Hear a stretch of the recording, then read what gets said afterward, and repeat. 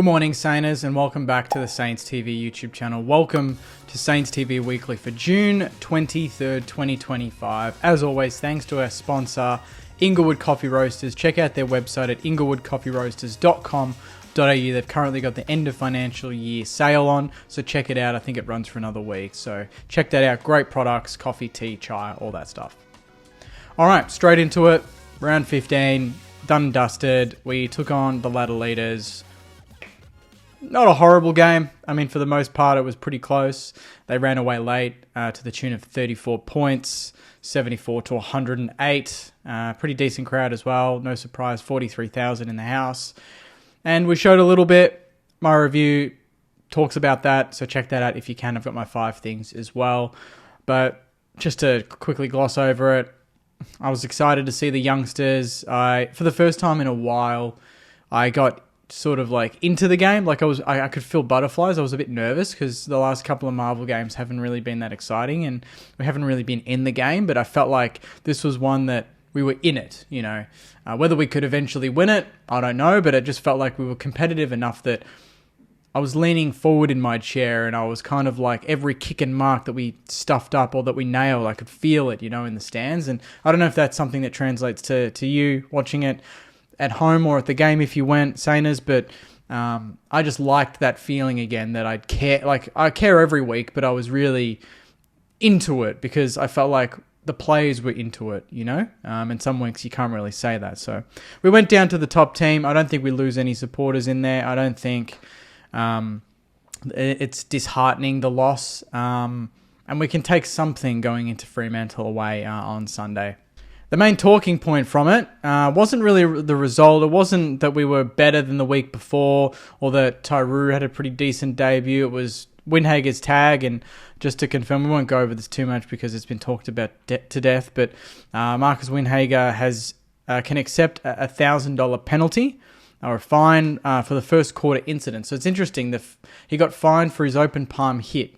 That was the free kick that was paid before the opening bounce. I think it's $1,500, but if he accepts it now, an early plea, he'll get it a $1,000 fine. I don't want to harp on that too much. We love Windy, and hopefully he can do a good job on someone like Sarong on Sunday, because that'll go a long way to us being competitive. Swinging quickly to AFLW now. Hannah Priest is again the leader, the captain for the 2025 season. No surprises there. That is her 6th consecutive season as captain now, so congratulations to her. That is super impressive. And her 5th as the sole leader of the football club. Star defender Serene Watson takes the reins as vice-captain for the first time. She had a great season last year, and that's no surprise to me. And that was held previously by Bianca Jacobson across the last 3 years. So really good to see Watson climb up the ranks there.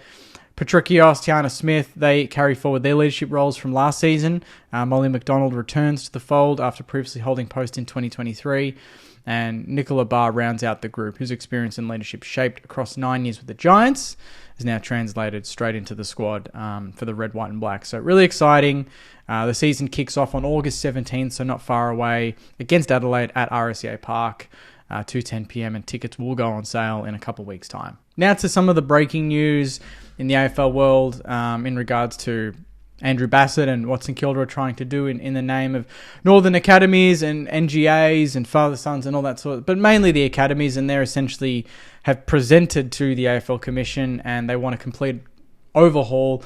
They want to abolish Northern Academies. So before this year's draft as well, which is not far away to be honest, and replace them with NGA Academy zones, which would obviously benefit St Kilda a lot more than the Northern Academies, obviously.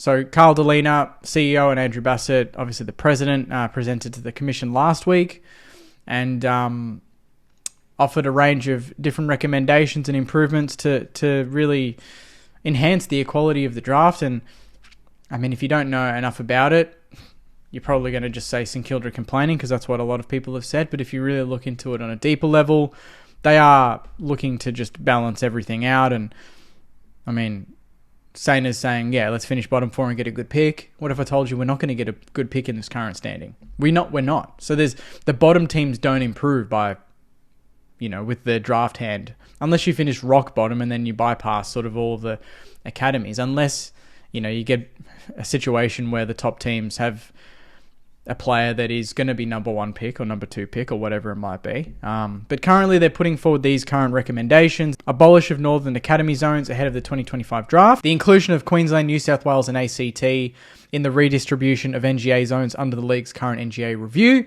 clubs be only able to match 1 bid in each draft on any academy or father-son pick. I don't mind that one. And clubs that finish in the top 4 be blocked from matching a bid on an academy or father-son pick in the first round of that year's draft. Yeah, I don't mind that. I think that benefits more than just St Kilda, and that's what people need to get through their heads.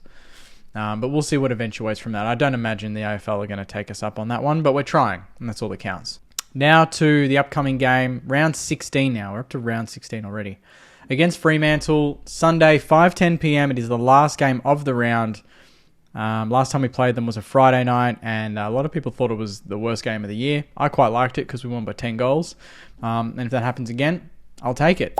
But Freo are in better form. They're at home, different beast at home. And, let's just see if we can carry through a little bit of that enthusiasm and that intensity that we played against Collingwood, because obviously everyone's going to get up for Collingwood and want to challenge them because they are the top team. That's just what happens when you're at the top. You want to get, a lot of teams want to pull you down. Fremantle, we've got history against them. We've beaten them comfortably already in a very specific type of way. That was probably the most disciplined defensive performance in the last 2 years since Ross has been back that I've seen. And we pulled them apart. And let's see if that translates again. Let's see if they can combat that. Because no doubt, why would you change it? I mean, the ground has changed, but that's it. Their form has changed, but let's test them. Because their form, I don't think it was horrible coming into the game last time when we pulled them apart. So no doubt we're going to pull out the tape and go, that's what we did last time. Let's see if we can do it again. And if we do it, might give us a good chance in this game, because Fremantle, when they're up and about and they play some open, expansive football, they're very dangerous, and they're coming off a pretty good win against the Bombers. So let's see what happens.